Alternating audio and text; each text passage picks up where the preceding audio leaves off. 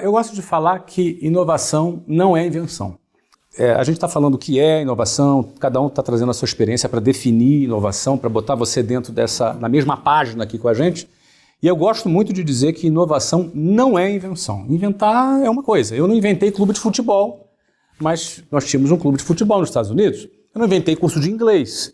No entanto, nós mudamos como funciona o mercado de curso de inglês no Brasil.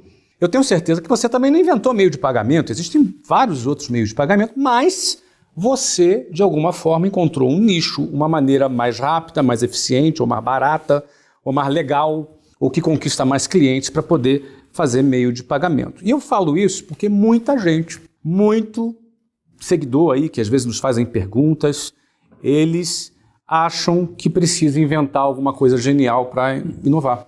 Isso não acontece dessa maneira. Não precisa inventar, né, Walter? Às vezes você tem que só questionar. Isso. Às vezes as pessoas perguntam assim, como é que começa a inovação? A inovação começa sempre com uma pergunta.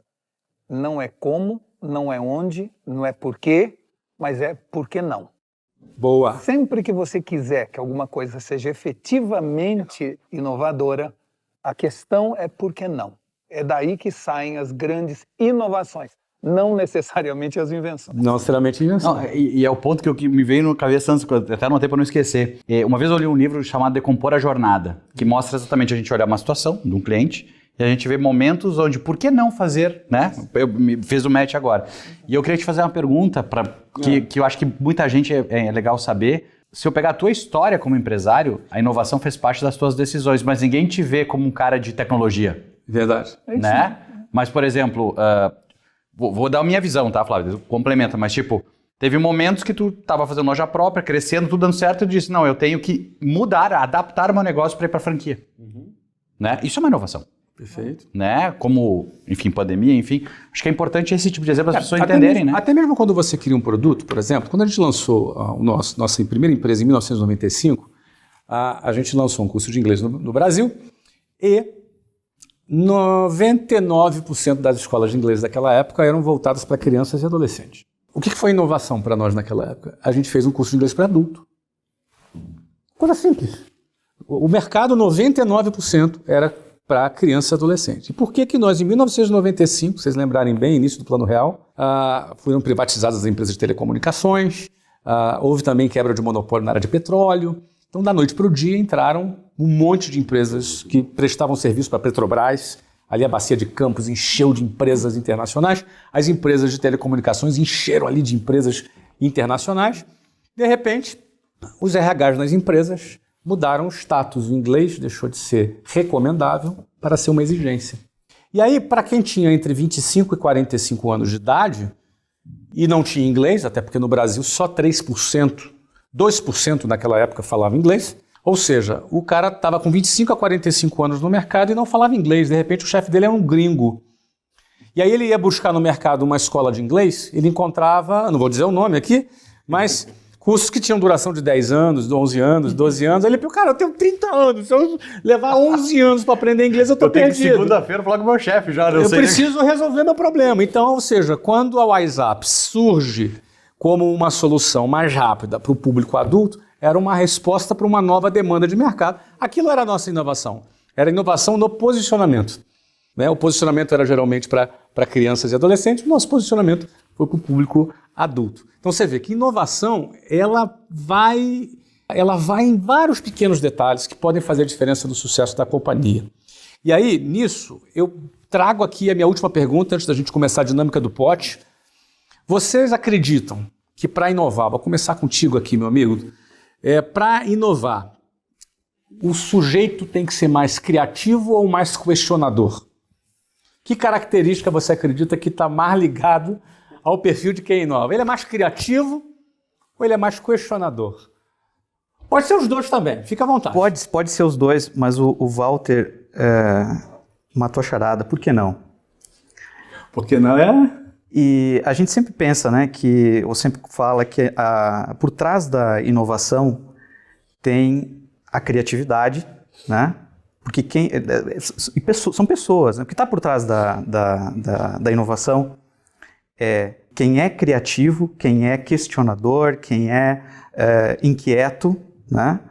E ele tem um propósito, que é mudar a vida de alguém, mudar a jornada do meu cliente, mudar a jornada do meu colaborador, por que não? Né? Quando a gente fala de inovação em processos, eu estou olhando para dentro da companhia, né? Eu estou olhando a jornada do meu cliente interno, a jornada do meu produto até chegar no cliente. Ela está em todos os lugares. É ser questionador, respondendo de uma forma direta. E aí eu só queria fazer um complemento até um pouco do que a gente falou aqui antes. Inovação, ela tem um caminho longo até ela se materializar, seja ela disruptiva, ou seja ela, né? Eu posso ter uma eureka, posso ter uma ideia de um negócio novo, ou uma ideia de fazer aquele meu negócio ser transformado num novo negócio. Porém, até aquilo acontecer, tem um caminho muito longo. Algumas empresas nasceram agora já como startups, com uma mentalidade ágil, com uma mentalidade de startup, né? Que é errar rápido, acertar, corrigir e fazer um novo teste. Então, por que não? Mas vamos fazer isso rápido, vamos testar, vamos errar, vamos validar essa hipótese e colocar ela em prática, fazer os ajustes necessários. E para poder fazer isso, você precisa estar com a companhia com uma mentalidade, né? Isso está muito conectado à cultura organizacional. Senão você fica com a vontade de inovar, você tem a ideia e você tem, da mesma forma, você tem o medo de acabar com o teu negócio.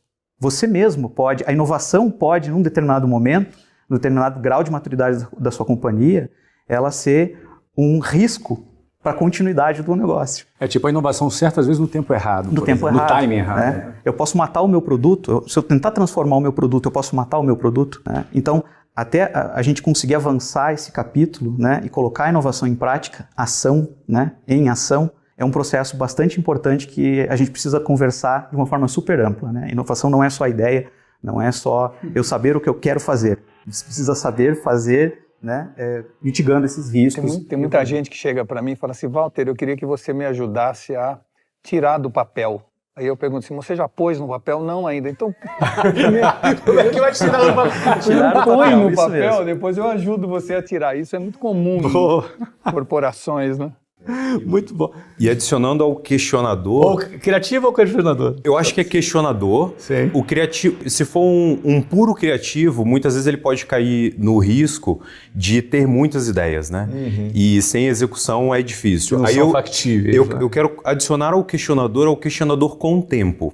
Porque se o questionador ele não tiver tempo para reservar para essa camada, é um grande problema. E eu digo isso, eu sou um cara muito apaixonado por tecnologia, desde muito cedo, assim, desde muito novo, e eu comecei a estudar porque empresas como a Apple, como o Google, eles conseguiam ter um círculo virtuoso de conseguir perdurar por muito tempo. E aí tinha um gráfico que me chamou muita atenção, que era um gráfico que ele era distribuído em 10, 20 e 70. Então o que eles faziam? 70% do que eles tinham de resultado no negócio deles, eles investiam no negócio direto deles. 20% investiam em negócios ligados ao negócio principal deles. E 10% eles investiam em negócios que não podiam estar absolutamente nada conectados com o negócio principal deles. Então, o Google, por exemplo, quando ele tinha o Gmail, ele lançou o motor de busca. Lançou o motor de busca, era o negócio principal deles. A partir disso, eles lançavam funcionalidades ligadas e conectadas a esse motor principal.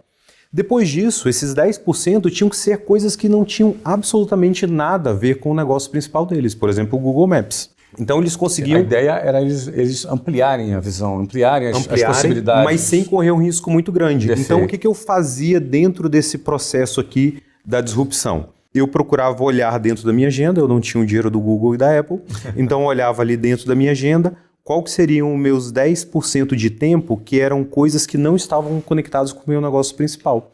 E dali, por exemplo, eu consegui reservar tempo, junto com os meus outros sócios, né, de estar participando ali do negócio como PicPay, porque eu venho de um negócio de rochas ornamentais, de indústria de máquinas, né? Então, eu estava lá no Vale de Jequitinhonha, eu estava na pedreira, né? Indústria de máquinas. Exatamente, para ir para o negócio de pagamento. Tem uma pequena diferença. Mas isso foi justamente por reservar esse tempo. Porque no meio desse caminho, algumas oportunidades, algumas ideias, eu vi se concretizando ao longo do tempo. 2 anos depois, eu falava, caramba, a gente teve a ideia de lançar um produto 2 anos antes dele existir. Mas o que faltou? Faltou o tempo para a gente conseguir realizar isso. Então não adianta ser só criativo ou ser só disruptivo se você não consegue reservar um tempo, um slot ali de energia para isso, né? Diogo, tem um perfil que é conectado com isso, que é quem olha para problema. Quem está sempre pensando em resolver um problema ou está incomodado com um problema. Você tem que procurar isso. E o problema é no sentido de oportunidade, né? De melhoria. O que você fez foi olhar para o porquê, né? Por que isso está acontecendo, né? Eu queria jogar na mesa também, para a gente conversar, um assunto que é assim, por que inovar hoje é tão importante e não era antes? Né? Essa é uma pergunta que as pessoas fazem. A gente tem que entender que é uma excelente pergunta. Nos anos 2000, o mantra corporativo era What business are we in? Qual é o nosso negócio? E todas as vezes em que eu vinha num conselho falar, escuta, nós somos uma empresa de seguro-saúde, por que não sermos sócios de uma academia de ginástica? A pergunta que vinha de retorno, Walter, qual é o nosso negócio? What business are we in? Vamos focar, não é? Em 2010, 2015, esse mantra corporativo, esse propósito se alterou, não era mais what business are we in, e sim what problems are we solving. E nessa nova visão do objetivo da empresa, era muito mais abrangente, já cabia uma academia de ginástica para resolver um problema de saúde daquela pessoa. Preventivo, inclusive. Exato. Mais recentemente, agora em 2020, houve uma nova migração do mantra corporativo. Não é mais what business are we in, qual é o nosso negócio, não é mais what problems are we solving, que problema nós estamos resolvendo, é what dreams are we fulfilling, que sonhos nós estamos realizando dos nossos clientes. E aí abre um leque que gera os ecossistemas, onde a Cacau Show não é uma fábrica de chocolate, é uma empresa de entretenimento na sua boca.